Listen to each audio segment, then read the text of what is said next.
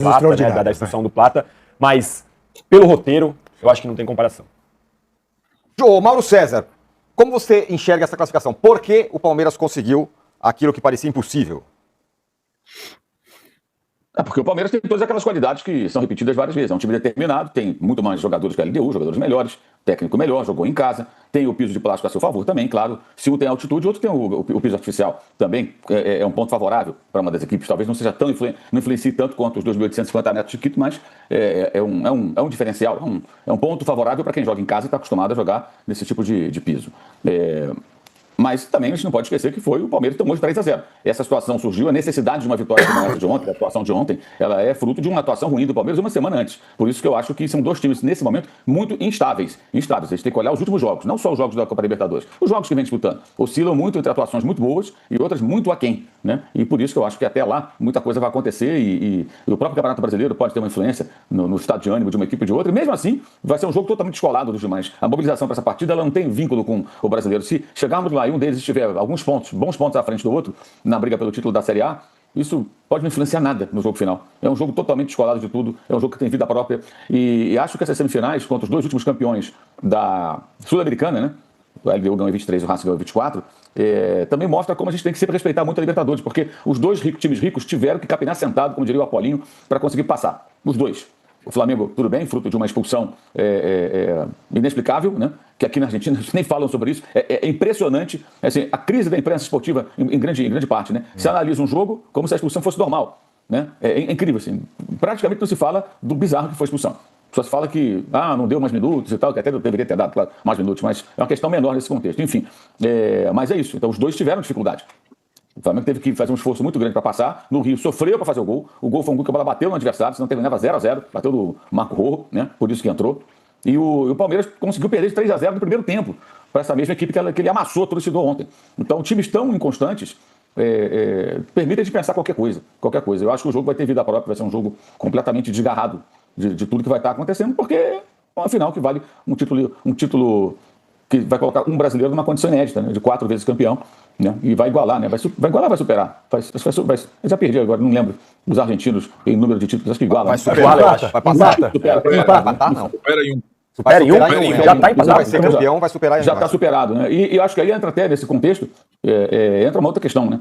Os títulos da Argentina, muitos são de uma época muito diferente da Libertadores. Mas muito diferente. Não só pelo desinteresse dos brasileiros, que era um problema dos times aí do país, mas também pelo que acontecia, né? Os títulos do Independente do Grondona, os títulos do Estudiantes lá do Zubeldia, que não é o Zubeldia do Fluminense.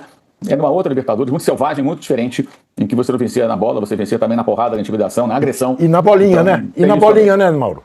Na bolinha, valia tudo. Era uma competição muito diferente do que ela é hoje. E os títulos brasileiros, você pode encontrar um ou outro questionável, talvez, aí pesquisando, mas, em geral, eles são conquistados na bola, não na bolinha. O nosso Rubens, nosso produtor aqui, ressalta que empataremos. O Brasil vai empatar. Pois eu tenho essa sensação também. O Arnaldo... Não está empatado, Arnaldo. Nós temos um a menos. Bom, vamos pesquisar aqui e vamos Rubão, se o Rubão disse... Porque o Rubão é o homem das estatísticas e do tênis. Liga pro BBC, vai. Isso. Arnaldo Ribeiro, se o Abel errou bastante lá em Quito e foi bastante criticado pelas escolhas e tudo mais, ontem, rapaz, acertou tudo. Acertou mesmo. Eu acho que o Danilo foi preciso quando ele analisou que o pior Palmeiras pós-Copa do Mundo de Clubes esteve em Quito e o melhor esteve no Allianz, muito por conta das estratégias do treinador. Quando o Mauro fala da irregularidade ou da oscilação dos dois times, qualquer outro torcedor gostaria de ter essa oscilação, essa irregularidade. Na verdade é uma partida ou outra, né, Tironi? Não dá para um time ser perfeito, nem o Flamengo nem o Palmeiras. Então eu acho que o Palmeiras foi desastroso em Quito, o Flamengo foi desastroso em Fortaleza, e só. O Flamengo não foi desastroso na eliminatória da Libertadores, ele foi bem. E o Palmeiras teve um lapso que quase custa a competição, que era quase perfeita até então, né? Que ele fazia. Mas ontem eu acho que... Aí que tá, o Abel é um cara complexo de decifrado. Algumas situações dele esse ano, para nós que estamos debatendo no posse de bola, eram como a questão da dupla de ataque, como a questão do Alan. E ele demora o tempo dele, e é um tempo dele, ele é o técnico mais vitorioso da história do Palmeiras, a adotar tais soluções. E a estratégia do primeiro jogo em Quito foi tão absurda, porque ela lembrou praticamente idêntico o time que jogou o primeiro tempo contra o São Paulo, no jogo que o Danilo lembrou aqui. com o Veiga de ponta, com um meio de campo exposto, e aquele jogo virou 2-0 pro São Paulo e podia ter virado mais. E ele fez isso de novo em quinta. Eu falei, mas onde está com a cabeça? E, curiosamente, na segunda partida foi parecido, o Danilo lembrou bem também, com o segundo tempo, a formação do segundo tempo do jogo do Morumbi, com o Alan e o Sousa, né? E aí o Palmeiras foi bem do começo ao fim, né? Foi assim, como o Juca também disse, a goleada foi sendo construída, não foi a forceps, né? Embora o segundo gol, eu adoro o gol no acréscimo do primeiro tempo. Pra mim, É verdade, é verdade. Peso 10, né? O segundo gol, acho que ele é muito desequilibrante pro confronto, né? O gol do Bruno Fux. Desculpa te interromper, Arnaldo, mas é que assim que o Fux fez o gol, o estádio ficou por 15 minutos durante o intervalo todo gritando. Claro. Então foi realmente impactante.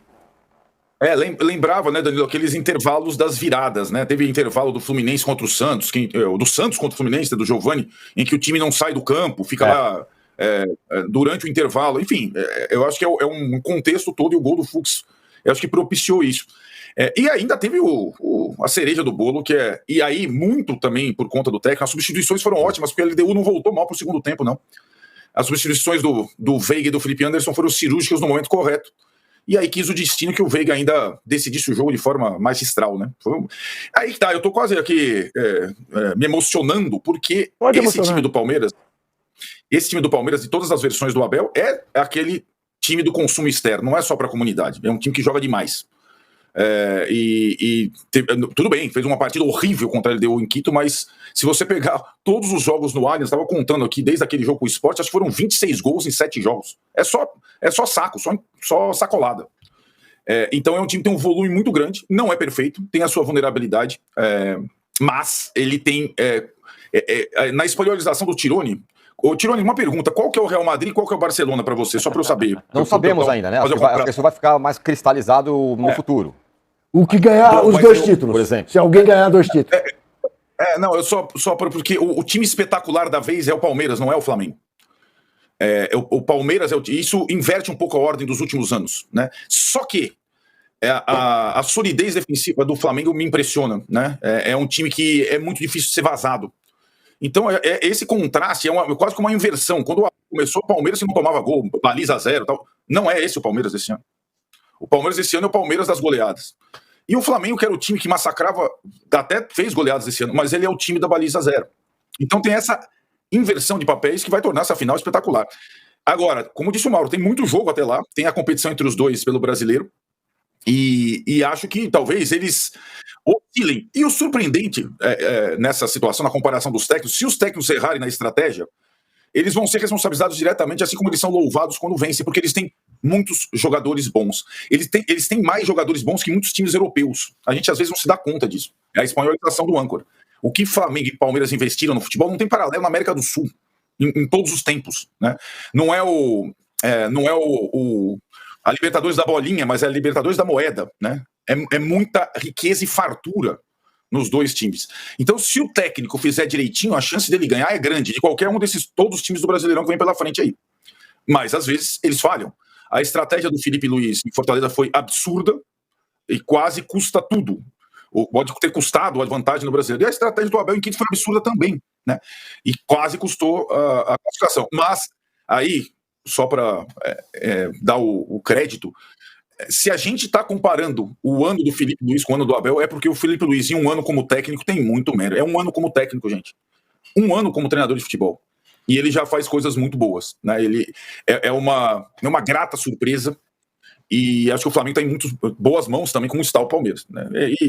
E a final é pena que é um jogo só. Tem gente que gosta, eu prefiro 2. Eu também. E a gente fica escolhendo o local, né? Já sei que nem antigamente, 2 e se empatar tem o terceiro ainda. Isso, eu gosto mais assim também. Tava achar Gosto mais mais assim datas também. no calendário, mas eu também prefiro jogo lá, jogo cá. E essa imitação nossa dos europeus que podiam passar ao largo. Muito melhor jogo lá, jogo cá. Pois é.